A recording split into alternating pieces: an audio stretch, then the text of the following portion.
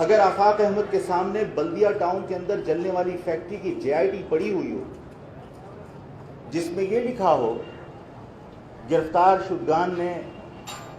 اعترافی اور اقراری بیان دیے ہوں کہ اس بلدیہ کی فیکٹری سے 10 کروڑ روپے دینے پر مالک تیار تھا، لیکن لندن سے حکم آیا کہ اس فیکٹری کے اندر جو پروفٹ ہوتا ہے اس میں 50% شیئر چاہیے، جس پر وہ راضی نہیں ہوا تو اس کو یہ دھمکی دی گئی کہ تمہیں ہم زمین پر لے جائیں گے۔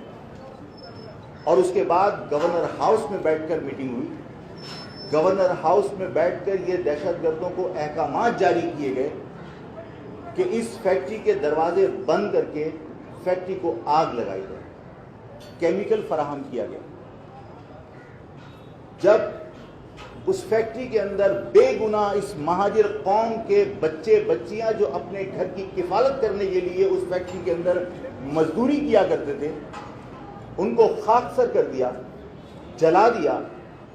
ان بے گناہ لوگوں کو اس لیے جلایا کہ مالک کے اوپر یہ دباؤ ڈالا جائے کہ اس کی فیکٹری بیچ کر ان لوگوں کو کمپنسیٹ کیا جائے۔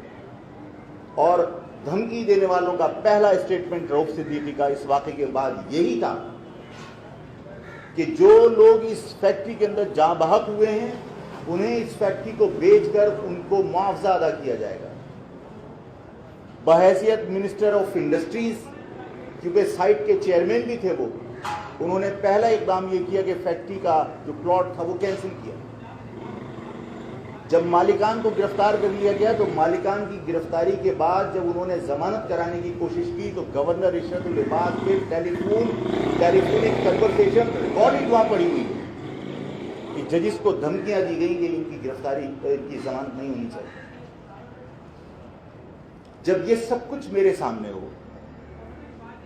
کہ ان مہاجر ماں اور بچیوں، ان بہنوں اور بچیوں کو جو جلایا وہ کسی غیر نے نہیں جلایا، تو کیا میں مہاجر قوم سے آپ کے توسط سے سوال کرنا چاہتا ہوں کہ اس کے بعد کیا مجھے کبھی سوچنا بھی چاہیے کہ میں ایسے شخص کے لیے جس نے اس قوم کی بچیوں کو، بچوں کو فیکٹری میں جو مزدوری کرنے گئے تھے اسے جلا دیا صرف اپنے بتے کی خاطر؟